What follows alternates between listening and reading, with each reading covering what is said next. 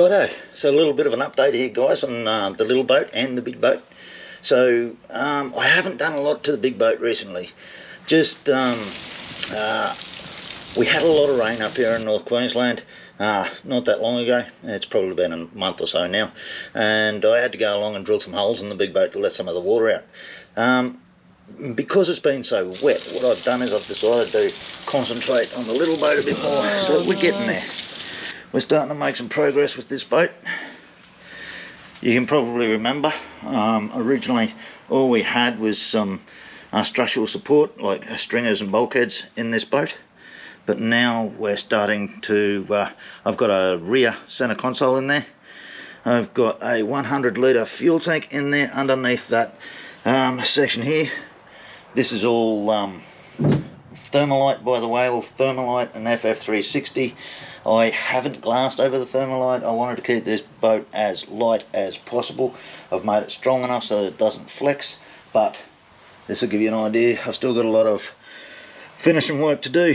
I've started doing some painting as well, but you can see I've got a casting deck up there, so I'm going to cut a section out of that casting deck to put a the boat's flopping around a lot at the moment. Look at this.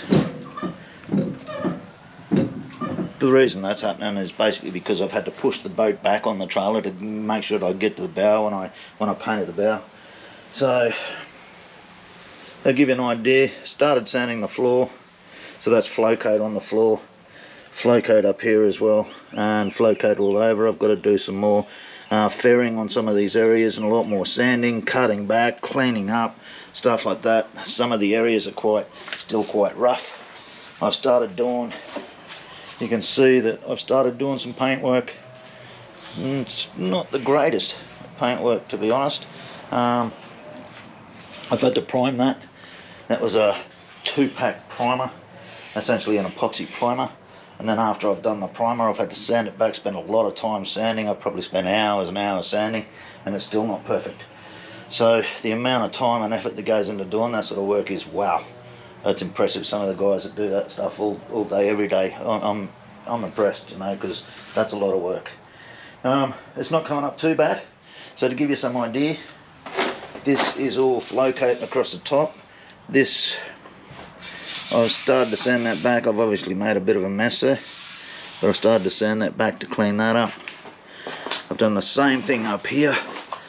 So this I've got to sand back. You can see some of this is quite rough still. I've got to sand that back, get that nice and neat. Basically clean that up a lot more. Same with all the flow coat. Look up under the gunnels and everything. I've got to tidy that up. So hours and hours and hours of work still to go. Now I ran into a bit of a problem. I don't know whether it was because it was too wet, like it was too humid when I was painting this, putting some of these systems on, but have a look at this. I'm not going to get in there, but have a look at the bubbles in here. Hopefully you can see that. I'm going to have to sand all of that back, clean all of that up, and I've got another big sort of gouge mark up there that I'm going to have to clean. So we're getting there, we're making a lot of progress. Still a lot of time required, still a lot of effort to go into this boat, but look, I expected it. I expected the fact that I needed to put some serious effort into this, but hey, there's what it is.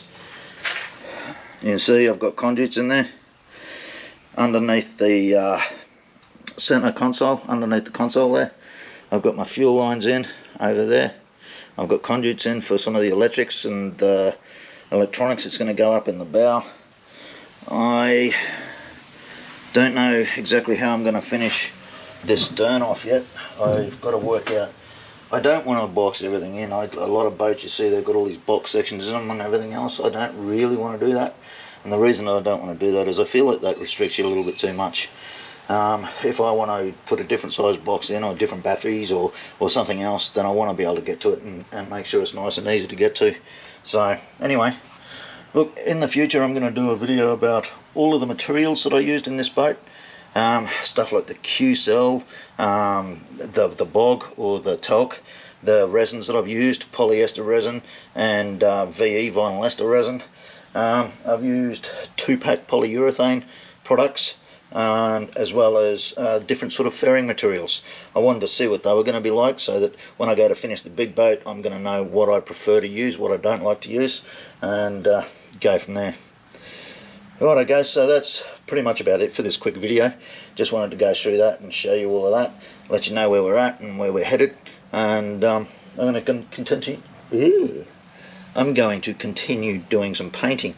I need to let this dry for about 12 hours apparently, according to the tech data sheet. So I'm going to let that dry, and then I'm going to have to sand it back a little bit and put another coat over the top. So there we have it.